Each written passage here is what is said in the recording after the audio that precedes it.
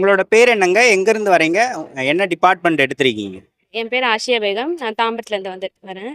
நான் வந்து survey land records department எடுத்திருக்கேன். என்ன படிச்சிருக்கீங்க மேம்? நான் எம்சிஏ முடிச்சிருக்கேன். சரி. எப்போ டிஎன்பிஎஸ்சி படிக்க ஆரம்பிச்சீங்க? நான் அதான் கோவிட்ல ஸ்டார்ட் பண்ணது தான். கோவிட்ல ஸ்டார்ட் பண்ணி 2 டைம்ஸ் அட்டம்ப்ட் வந்தது. இப்போ இந்த டைம் வந்து எடுக்கிற மாதிரியான ரேங்க் வந்திருக்கு. இது உங்களுடைய மூன்றாவது முயற்சி. ஆமாம், முயற்சின்னு சொல்லணும். அஹ், தமிழ் எந்த மாதிரி படிக்கலாம் அப்படின்றத சொல்லுங்க. நீங்க எந்த மாதிரி தமிழுக்கு படிச்சீங்க? ஏன்னா கடந்த முறைகளை விட போன முறை சிலபஸ் மாத்திட்டாங்க. நிறைய இலக்கணத்துக்கு இம்பார்ட்டன்ஸ் கொடுத்து போன வாட்டி சிலபஸ் இருந்தது. எந்த மாதிரி நீங்க தமிழ் படிச்சீங்கன்னு சொல்லுங்க. தமிழ் மோஸ்ட்லி அதான் முதல்ல ஃபஸ்ட்டு ஸ்டார்ட் பண்ணுறவங்க வந்து புக்ஸு கம்ப்ளீட் பண்ணணும். 6th to 12th வரைக்கும் இருக்கிற தமிழ் புக்ஸ், அந்த சிறப்பு தமிழ், அது எல்லாமே நல்லா கிளியராக படிச்சிடணும். அது அட்டை டு அட்டை படிக்க வேண்டாம். அதில் என்ன தேவையானது நம்மளுக்கே தெரியும் படித்து பார்த்தா. அதை மட்டும் படித்து நோட்ஸ் எடுத்து வச்சுக்கிறது, திரும்ப திரும்ப அதை ரிவிஷன் பண்ணுறது, இப்படி தான் நான் படித்தேன். இப்போது கேட்குற சிலபஸ் பிரகாரம்னாக்கா அந்த தமிழ்நாடு கவர்மெண்ட்டே இந்த விர்ச்சுவல் அகாடமின்னு சொல்லி ஒரு வெப்சைட் இருக்கு. அந்த வெப்சைட்டில் நீங்கள் போயிட்டு இன்னும் நிறைய அதில் இது கொடுக்குறாங்க. நம்ம அதை பார்த்து படித்து அதுலேயும் நோட்ஸ் எடுத்து வச்சுக்கலாம். தமிழுக்கு நீங்க ஏதாவது வெளி புத்தகங்கள் எதுவும் படிச்சீங்களா? இல்லை, வெளி புத்தகங்கள் நான் எதுவுமே படிக்கல. மோஸ்ட்லி ஸ்கூல் புக்ஸ் ரொம்ப தரவாக இருந்தேன். அப்புறம் இந்த விர்ச்சுவல் அகாடமி அதை உள்ளேருந்து கேட்குறாங்க அப்படின்னும் போது நம்ம என்ன தேடினா எங்கே தேடினா கிடைக்கும் அப்படின்றதுக்காக நான் அந்த விர்ச்சுவல் அகாடமி தான் நான் ஃபாலோ பண்ணி படித்தது. மேக்ஸுக்கு எந்த மாதிரி படிச்சீங்க? மேக்ஸ்ல ரெண்டு யூனிட்ஸ் இருக்கு. ஆமாம், ஆப்டிடியூட், ரீசனிங் ரெண்டுத்துக்குமே சொல்லுங்க. எவ்வளவு நேரம் ஒதுக்கி மேக்ஸுக்காக படிப்பீங்க? எப்படி மேக்ஸ் பண்ணீங்க? மேக்ஸ் பொறுத்தவரையும் மார்னிங் தான் படிக்கணும். அப்போ தான் நம்மளுக்கு ஃப்ரெஷ்ஷாக இருக்கும் எழுந்து படிக்கும் போது.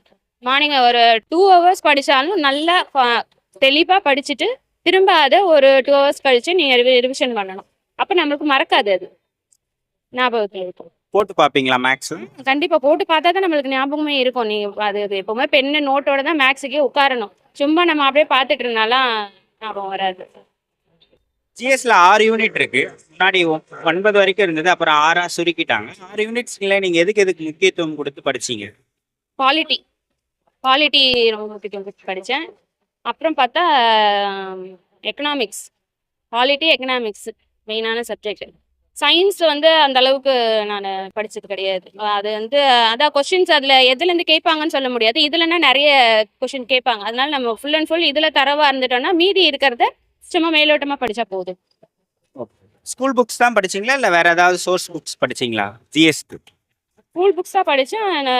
லக்ஷ்மிகாந்த் பாலிடிக் பார்த்து படித்தேன், பாலிடிக்ஸ்க்கு. கரண்ட் அஃபேர்ஸ்லாம் படிச்சீங்களா?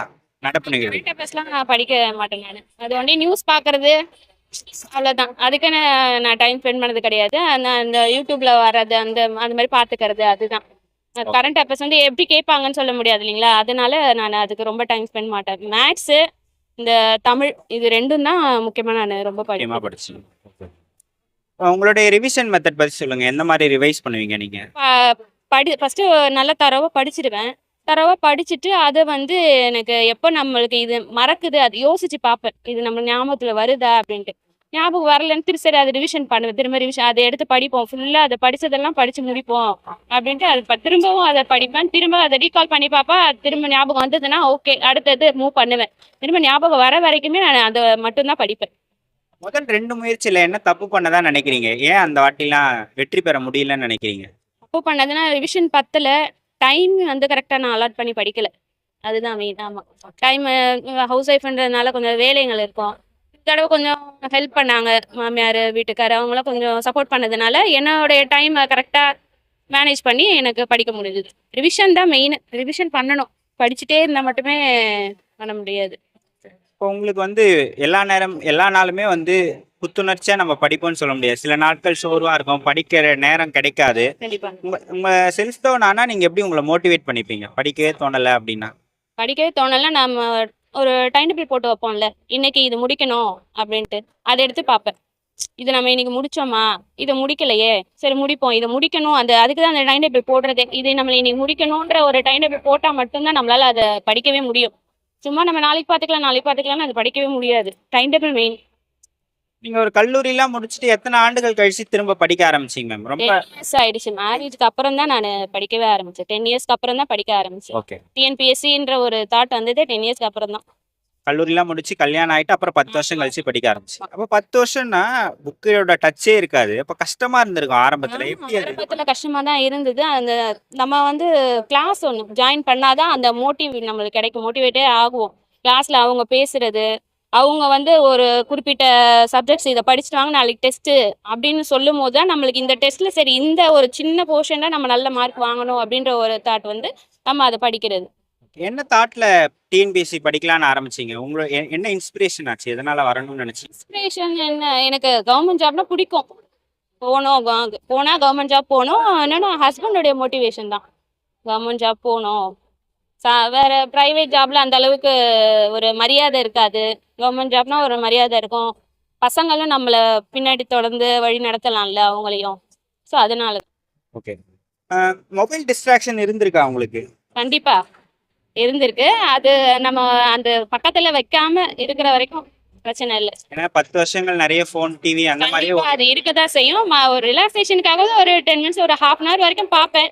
அதுக்கப்புறம் சரி படிக்கணுன்ற அந்த தாட் வந்துட்டு இது முடிக்கணும். அந்த டெஸ்ட்ல நல்ல மார்க் வாங்கணுன்ற எண்ணம் வந்தது. அது அப்படியே லாக் பண்ணி வச்சுட்டு படிக்க வேலைய ஆரம்பிச்சிருவேன். கடந்த 2 தோல்விகள் அப்பெல்லாம் நீங்க விட்டுட்டு போயிட்டோம் அப்படின்லாம் நினைச்சிருக்கீங்களா? இல்ல கண்டிப்பா நம்ம வாங்கிட்டு தான் வேலை வாங்கிட்டு தான் போனோம் அப்படின்னு சம்டைம்ஸ் நினைச்சிருக்கேன். அது நினைக்காம எப்படி இருக்க முடியும்? சம்டைம்ஸ் ட்ரா பண்ணிடலாமா அப்படின்லாம் தோணியிருக்கு.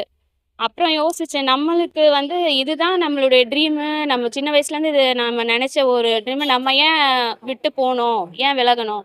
ட்ரை பண்ணுவோம். நம்மளால முடியாதது என்ன? ட்ரை பண்ணுவோம். ஃபைனல் சான்ஸா ட்ரை பண்ணுவோம். அடுத்து நம்ம ட்ரை பண்ணுவோம். இன்னும் குரூப் 2க்கும் ட்ரை பண்ணலான்னு தான் இருக்கிறேன். படிச்சுக்கிட்டே இருக்கணும். அந்த ஒரு எண்ணம் தான். இந்த அளவுக்கு வந்தது. எக்ஸாம் ஹால்ல என்னென்ன மிஸ்டேக்ஸ்லாம் பண்ணக்கூடாதுன்னு சொல்லுங்க. எக்ஸாம் ஹால்ல மிஸ்டேக்ஸ் பண்ணதுன்னா, அத நம்ம லைனா ஷேட் பண்ணும்போது நெறைய பேர் மிஸ்டேக் பண்ணோம். நம்ம அந்த கொஸ்டின அத ஷேட் பண்ணும்போது, அந்த எந்த கொஸ்டின் நம்ம ஷேட் பண்றோமோ, அந்த நம்பர சொல்லிக்கிட்டே நம்ம ஷேட் பண்ணணும். நம்ம வாயாலேயே சொல்லணும். அப்பதான் தப்பான அந்த ஷேடிங் வராது. இன்னொன்னு ரிலாக்ஸ்டா அந்த கொஸ்டின 1 டைம், 2 டைம்ஸ் படிக்கணும். ரொம்ப பதட்டத்தோட படிச்சு, இதுக்கா, அதுவான்னு சொல்லிட்டு நம்ம இது பண்ணாம, ரொம்ப கான்சன்ட்ரேட்டா அத படிச்சு, அதுக்கான ஆன்சர் வந்து ஃபர்ஸ்ட் நெக்லெக்ட் பண்ணிட்டு, அதுக்கப்புறம் ஒரு ஆப்ஷன சூஸ் பண்ணணும். நீங்க போன வாட்டி எழுதும்போது கொஸ்டின் பேப்பர் டஃப்பா இருந்தது இல்லையா? எப்படி இந்த பிரஷர் ஹேண்டில் பண்ணீங்க? எப்படி ஹேண்டில் எனக்கு அதான் 5 இயர்ஸா படிக்கிறதுனால, எங்கேயோ இத நம்ம படிச்சிருக்கோம்.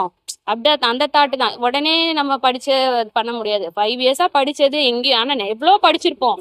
கிளாஸ்ல எவ்வளோ அந்த படிச்சது எல்லாமே யோசனை பண்ணி, அப்ப இது இருக்காது. இன்னொன்னு கொஸ்டின் கேட்குற அந்த தரம் நம்மளுக்கு தெரிஞ்சிரும்.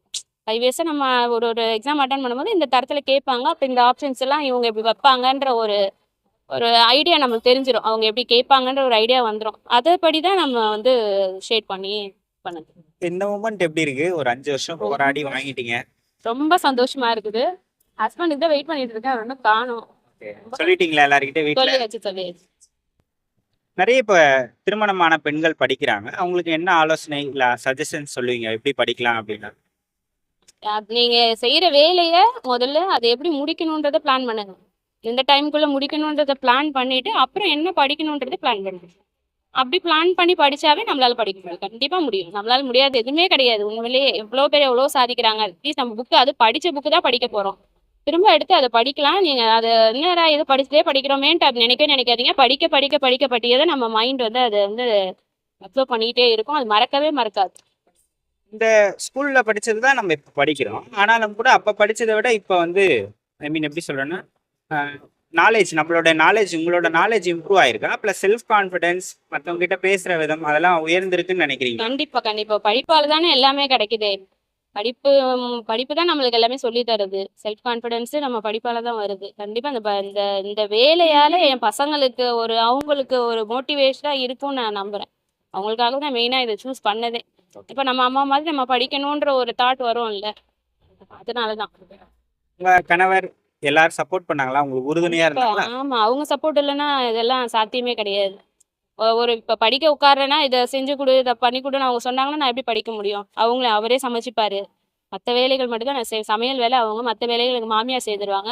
இப்போ கிளாஸ் போய் படிக்கணும் அப்படின்னா ஒரு பெண்ணாலே எப்படி முடியும்? வீட்டில் உள்ளவங்க சப்போர்ட் பண்ணா மட்டும்தான் முடியும். ஹஸ்பண்டு, மாமியார், மாமனார், பசங்க முதற்கொண்டு நல்லா எனக்கு சப்போர்ட் பண்ணாங்க. பசங்களும் அவங்கவுங்க வேலையை அவங்களே செஞ்சுப்பாங்க. ரொம்ப ஹெல்ப்ஃபுல்லா இருந்தாங்க. அதனால மட்டும்தான் என்னால இந்த இது வாங்க முடிஞ்சது.